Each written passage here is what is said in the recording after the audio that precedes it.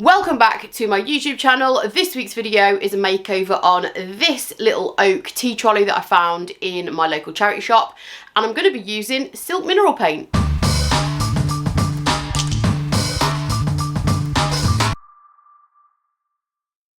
So before I do anything, also excuse this by the way, I've just been to the gym, that's right.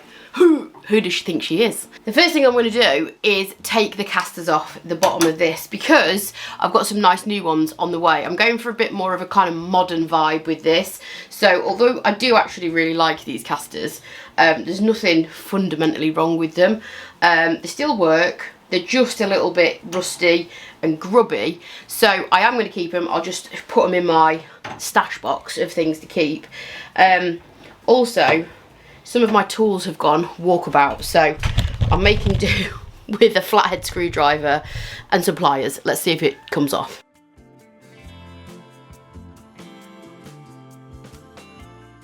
So that wasn't too bad. I'll show you a close-up of how to remove them because I've done a few of these and they usually come off fine. So these teeth that run all the way around are the bit that sits inside the wood. So it goes inside here and that metal piece goes inside the middle of the leg. That's what you need to pull out. Obviously if you try and unscrew it with the wheel, it's not going to do anything. The wheels are designed to move, so you need to pull it from that section and either twist it out like I did or you can just pull it. While this is flipped over upside down, I'm going to start cleaning it because there's loads of cobwebs and grime under here. Never ever forget to clean the underneath of your furniture. As always, I'm using Dixie Belle's White Lightning Cleaner, which is a heavy duty deglossing and degreasing cleaner. Look at the state of that. The other thing I'm going to do is take the doors off. Obviously it's got these decorative hinges on. There's no way I'm painting over them because it's just not that style of furniture. And also I'm not going to paint around them either. You'll get a much better finish if you go in for a one colour kind of clean look. If you take doors and hinges and hardware off, sorry to break it to you, but you will get a better finish. Sometimes I will absolutely paint over the handles. Last week's video was a completely different style of furniture where I did in fact intentionally paint over handles and stuff, and absolutely looks spot on the right piece. It's just it won't on this one in my opinion. Also flathead screws, lovely. This is a fantastic little screwdriver. I actually got this when I used to work at Halfords, and it's got interchangeable heads so you can just put whatever one fits in there. Great little screwdriver. Another tip, if you are working on multiple pieces or even if you're just working on one piece, the amount of times I have lost a very important screw or hinge or handle and you can't replace it because these things are vintage and you know you kind of need it to fit in with the rest of them. So get a bag, get a pot, get a zippy bag, get a plastic bag, whatever works for you, and chuck all your handles, hinges, hardware, screws in there and keep it safe. So now with the doors off and the hinges and everything removed, I'm able to get in there better. I'm going to be able to sand this bit better and get a cleaner finish when I paint. I also plan to paint the inside of here. It's a bit dull and drab, so it's going to make that easier as well, and I'm going to give it a good clean inside because like I say, I do plan to paint that.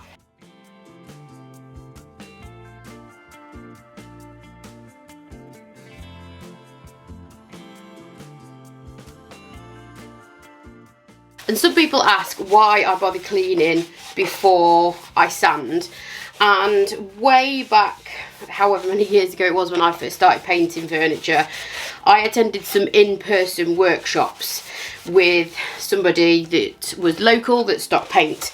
And she told me that the reason you should always clean before you sand is because if there's anything waxy or oily, or anything like a silicone based polish that is on the surface of your furniture and you sand it, you can drive that into the wood grain and then that can create problems with paint sticking to your surface. So I always clean first and then sand. I know what people that do it the other way around. The most important thing is making sure you clean at some point, whether you sand and then clean, clean and then sand. I'm going to have to wipe this down anyway after I've sanded, because obviously I don't want any dust on the surface. So would it make more sense to clean then? I don't know. It's just always the way that I've done it, and it's never failed.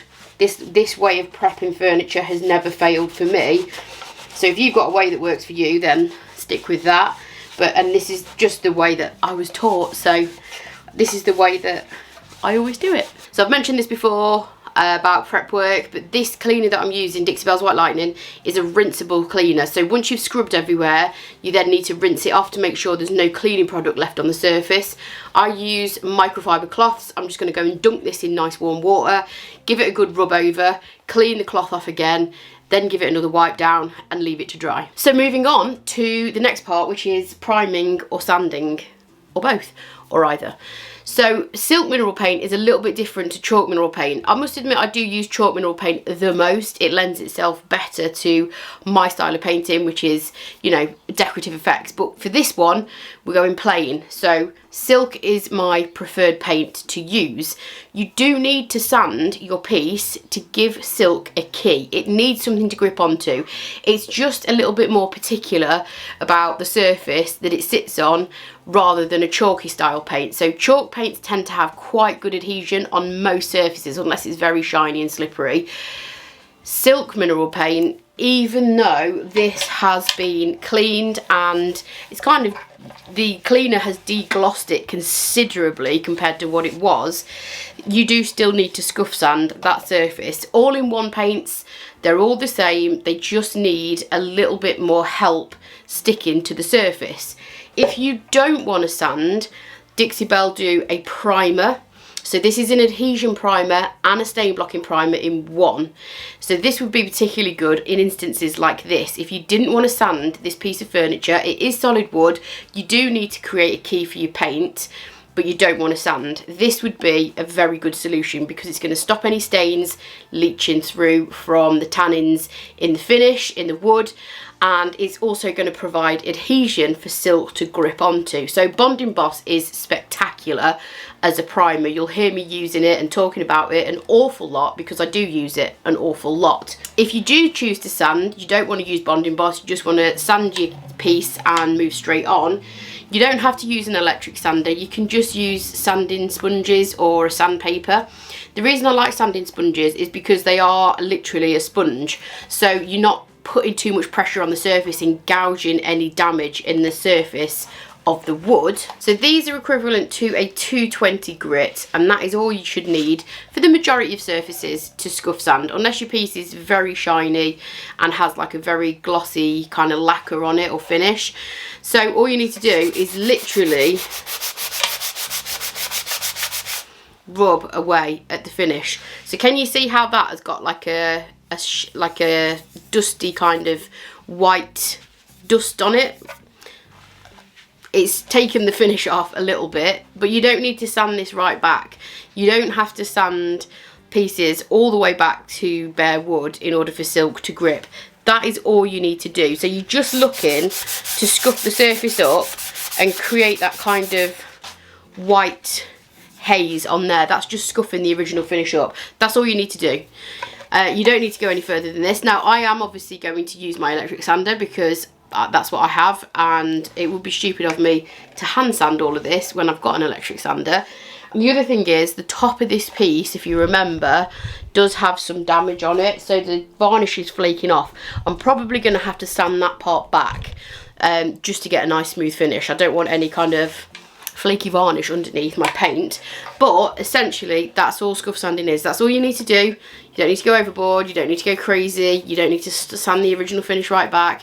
That is absolutely fine for silk mineral paint. So the top, as you can see, had the most amount of wear and tear on it with the flaky varnish, so I did just take that off with my electric sander. And every time I show my sander in a video, I get asked loads of questions about it. So I've made a little video that goes into a little bit more detail about the sander, about the dust extractor and everything like that, which I'll link top right now if you did want any more information. For the rest of the piece, it was absolutely fine. So all I did is just scuff sanded that up with the electric sander. I'm going to prime the inside of this piece only with Bond Emboss. Now the reason for that is because I think the inside is going to be more likely to bleed through than the outside. Dixie Belle's Silk Mineral Paint does have a stain blocking primer built into it, so it should be absolutely fine, but I also did not want to sand on the inside of that piece, couldn't be bothered, so I'm going to use Bond Emboss instead. I'm not going to use Bond Emboss on the outside because, like I say, this paint has a built-in stain blocking primer, so I'm confident that this paint is going to block any stains that potentially might leak through. I'm just going to go straight ahead with painting this one. This is the colour that I'm going to use. It goes on ever so slightly patchy for the first coat, which is to be expected because this is quite a dual tone green, so it doesn't have any white or grey pigment in it. It has a clear base, which gives it that kind of really deep, vibrant colour. So I'm going to anticipate that this is going to need 3 coats, which usually Dixie Belle Paints take 2. There are a few exceptions to that, and they tend to be the super vibrant shades like this one. You know what they say, pink and green should always be seen. I don't think they do say that, that's just what I say.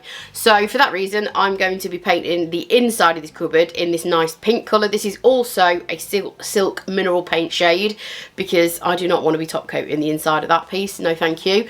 This is called Conch. It's a nice dusky pink shade and I think it's going to contrast really nicely against the green. Don't forget, all of the products that I'm using in the video today will be linked in the description below here. They are affiliate links, which means if you click on them and make a purchase, I earn a small commission, but it won't cost you a penny more, and it's just one of the ways that helps earn me money to create free content like this video.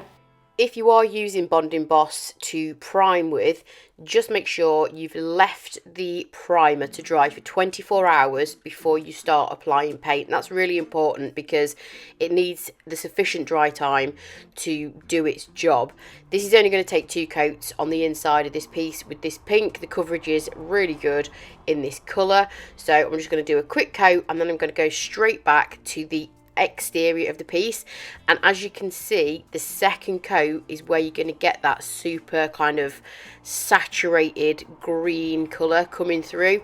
The first coat is always going to be a bit sketchy. Your second coat is where you're going to really notice the coverage, and like I mentioned, I did do a 3rd coat on this colour just to make sure that I got everywhere and it was super punchy and vibrant. As I mentioned at the start, I'm going to put some new casters on here. These are gold to give it a little bit more of a modern look. And I also spray painted the hinges to match, but the gold wasn't quite the right tone. So I'm going to go over the spray painted hinges with a little bit of gold gilding wax because it's a much better match to the casters. And I'm just going to go straight over with an artist brush. And also that's going to help me cover the screw heads as well, which I didn't spray paint. So the screw heads were sticking out like a sore thumb because they were black. So this is just going to tie it all together. And sorry about the background noise, I've got windows open, we're going through a heat wave in the UK. So you can see the difference there between the 2 different golds of one was spray painted and one had the gilding wax. It just makes it match a little bit better with the casters. As always, there's a few close-ups of the finished look. You can see the pink interior there with a little bit of tequila. And here is the finished project. Thank you very much for watching the video. As always, I've just hit 20,000 subscribers here on my YouTube channel. So if you are one of those 20,000 people that do subscribe, thank you very much. If you don't already subscribe, I'd very much appreciate you doing so. And I will catch you next time. Bye.